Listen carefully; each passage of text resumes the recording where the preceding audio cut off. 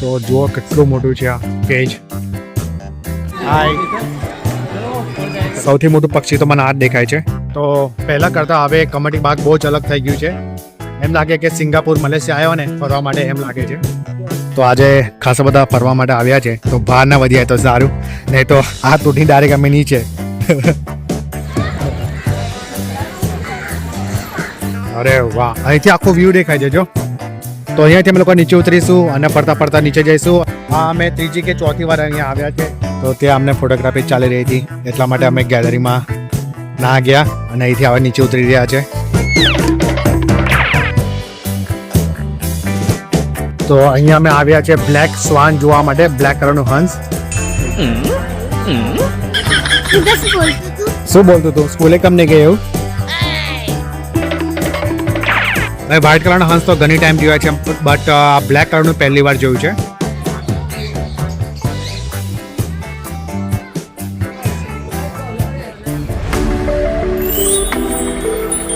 Hello guys, welcome to our new blog. તો જો અમે લોકો અહીં આવી ગયા છે ઝૂ એવેરિયા પાર્કમાં. ગઈકાલે અમે લોકો કોટના બીચ હતા અને આજે કમાટી બાગમાં આવી ગયા છે, સયાજી બાગ. ત્યાં પણ સરસ છે, એકદમ ઝૂંડમાં પડે છે નહીં બધા. આ તો જો કિંગ સાઇઝ. અને પેલા જો ઉપર સ્ટોક બર્ડ બેઠા છે કેજની ઉપર. એ તો આપણે ગોત્રી તળાવ પાસે પણ જોવા મળે નહીં. અને ઉપર ઉડ્યા છે ઈગલ્સ.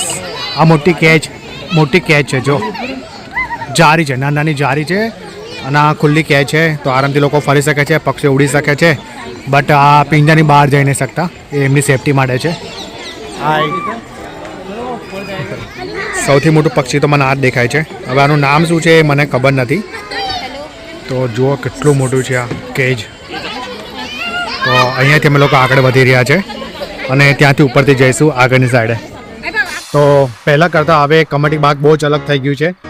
એમ લાગે કે સિંગાપુર મલેશિયા આવ્યો ને ફરવા માટે એમ લાગે છે. બહુ જ મસ્ત. તો તમે અત્યાર સુધી કમટી બાગ વિઝિટ નહીં કર્યું તો જરૂર વિઝિટ કરજો. આ મારો ચોથો કે પાંચમો બ્લોગ હશે એવેરેબલ પાર્કનો. તો જ્યારે પણ આવશું ને તો બ્લોગ કરતો જઉં છું. અહીંયા નાની ગેલેરી છે જો. ચલો ગેલેરીમાં જોઈએ શું જોવા મળે છે. અત્યારે કશું છે નહીં, બધું ખાલી છે. એક વાતનો ડર પણ છે આજે કે આજે બ્રિજ છે ને બધો ખબર નહીં લાકડાનો છે કે સિમેન્ટનો પીઓપીનો છે. તો આજે ખાસા બધા ફરવા માટે આવ્યા છે, તો બહાર ના વધ્યા તો સારું, નહીં તો આ તૂટી ડાયરેક્ટ અમે નીચે.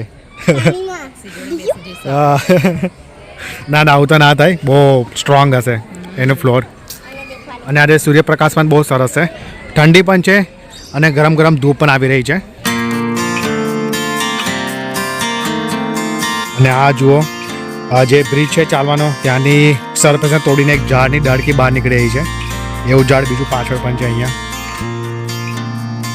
તો ચલો અહીંયાથી ક્રોસ થઈને જઈએ.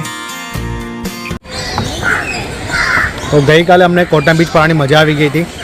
2 કલાક ત્યાં સ્પેન્ડ કર્યા હતા અને પછી આરામથી ત્યાંથી નીકળીને અમે લોકો ઇન ઓર્બિટ મોલ ગયા હતા ફરવા માટે.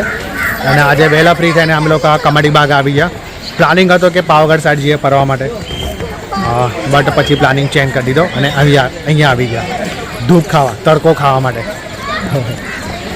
તો હવે આ બીજો ગેટ છે. એક જગ્યાએ અમે ફરી લીધું, અહીંયા અમે ફરી લીધું, હવે આની અંદર જઈ રહ્યા છે. તો ફાઇનલી ગાઈસ અમે લોકો અંદર આવી ગયા છે અને આવતાની સાથે અમે લોકો બધે બહુ જ બતકનું ઝુંડ જોજો. કેટલી બધી બતક છે વ્હાઇટ કલરની અને સામે પણ લોકો જોઈ રહ્યા છે. તો અમે આ સેકન્ડ કેજમાં આવી ગયા છે. અરે વાહ, અહીંથી આખો વ્યૂ દેખાય છે જો. હા, અને અહીંથી જો આખો વ્યૂ કેટલો મસ્ત દેખાય છે. અરે વાહ, જોરદાર. તો અહીંયાથી અમે લોકો નીચે ઉતરીશું અને ફરતા ફરતા નીચે જઈશું. અહીંથી ગોળ ફરીને અહીંથી આમ ગોળ ફરીને બહાર અને પછી ત્યાં સામે કેચ છે ને ત્યાં જોવા જઈશું બર્ડ્સને. ત્યાં બધા બહુ ટાઈપના પેરોટ છે, કોકટેલ, બદ્રી પેરોટ. ઓ બ્લેક હંસ છે, બ્લેક કલરના હંસ છે જો. એ ડોકી કેટલી મોટી છે. હા એ અરે વાહ, ખાવાની કળા મસ્ત છે એની. કેટલી લાંબી ડોકી છે એની. જો પેલા પર મારે તું જા અહીંયાથી એમ કે. તો ચાલો અહીંથી આગળ વધીએ હવે.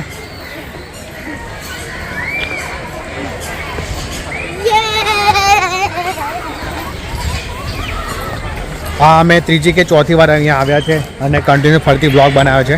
અને મોબાઈલમાં જગ્યા પણ નથી, ફૂલ સ્પેસ છે. અમુક વિડીયો ડિલીટ કરવા પડશે. તો ત્યાં અમને ફોટોગ્રાફી ચાલી રહી હતી, એટલા માટે અમે ગેલેરીમાં ના ગયા અને અહીંથી હવે નીચે ઉતરી રહ્યા છે. અને આ નિધિ અહીંથી ભાગતી ભાગતી જાય છે. જો પડી ના જતી. લાસ્ટ ટાઈમ બ્રધર્સ કેવો સ્લીપ થઈ ગયો તો ખબર છે ને? પડી ગયો તો ને આખો ડિશ કરી. અને આજે આપણે બધા પિંક કલરનું પહેર્યું છે ને? તું પણ પિંક, નિધિ પિંક, મેં પણ પિંક. તમે પિંક પહેર્યું તો મેં પણ નિધિ પડી ખાઈ. તો લાસ્ટ ટાઈમ મારો જે ભાણ્યો છે બ્રધર્સ એ અહીંયા પડી ગયો હતો અને ત્યાં વોર્નિંગ પણ લખી છે, જો કોશન સ્લીપરી ફ્લોર. તો અહીંયા અમે આવ્યા છે બ્લેક સ્વાન જોવા માટે. બ્લેક કલરનું હંસ સૌથી નજીકમાં જ છે. જો પેલું બેઠું ત્યાં એ ડાયનાસોર જેવી ડોકી છે. હા, એટલે ડાયનાસોર એટલે પેલું ડાયનાસોર લાંબી ડોકવાળું નહીં આવતું, એના જેવું ડોકી છે એની. આમ દેખાય છે ઠીંગણું, પણ ડોકી જ્યારે ઊંચી થાય ને તો આખું પ્લેટફોર્મની ઉપર જાય છે. અને આ બતક જો બ્રાઉન કલરનું દેશી બતક. આવું બતક એકવાર અમારા ગોતી તળાવ છે ને ત્યાં પણ આવ્યું હતું. એટલે કાગડો પણ આવી ગયો જો અંદર, પેલો દેખાય કાગડો. એ ક્યાંથી આવ્યો? કાગડા કાબર પણ છે. કાબર તો આવી જાય, નાની કેજ છે ને અહીંથી, એટલે ગમે ત્યાંથી આવી જાય. અને અહીંયા સામે જુઓ નાના નાના બ્રિજ છે, નીચે પાણી છે અને ઉપર નાના નાના બ્રિજ છે. અને અમારી લેફ્ટ સાઈડ પણ એવું છે, મસ્ત એકદમ બ્રિજ બનાવ્યા છે, પણ વહેતું પાણી નથી. અને આ વખતે પેરેટ જોવા નહીં મળે ને આપણને. પોપટ પેલા દેશી કઈ પેલા મોટા મોટા પેરોટ આવે છે ને એ નથી. હા, ઉપર બેઠો છે પેલો રે પેરોટ, પણ એ બીજો છે. પેલા મોટા મોટા પેરોટ નથી. શું બોલતું તું? સ્કૂલે કમ નહીં ગઈ એવું? ભણવા બેસ, તારી એક્ઝામ છે એવું કે? જો પેલું બતક વાતો કરતા કરતા આ બાજુ આવી રહ્યું છે. બહુ જ મસ્ત છે ને? અરે અરે અરે અરે વાહ, કેવું દેખાય જો ને. પેલું સામે બ્લેક કલરનું હંસ. મેં વ્હાઇટ કલરનો હંસ તો ઘણી ટાઈમ જોયા છે, બટ બ્લેક કલરનું પહેલી વાર જોયું છે. અમે જ્યારે માઉન્ટ આબુ જોઈએ છે ને, તો માઉન્ટ આબુમાં પણ ઘણા બધા સફેદ કલરના હંસ હોય છે. અને સામે જો અમે ઉપરથી જે બતક જોયા હતા ને સફેદ કલરના, તે આ રહ્યા. કેટલું બધું ઝુંડમાં છે જો. તો ગાઈસ, આ તો બર્ડ એવેરી પાર્કનો વિડીયો. હવે અહીંયાથી અમે લોકો બહાર નીકળી રહ્યા છે. તો વિડીયો સારો લાગે તો લાઈક કરજો, કમેન્ટ કરજો, ચેનલને સબસ્ક્રાઈબ કરજો. મળીએ નેક્સ્ટ વ્લોગમાં. Bye bye.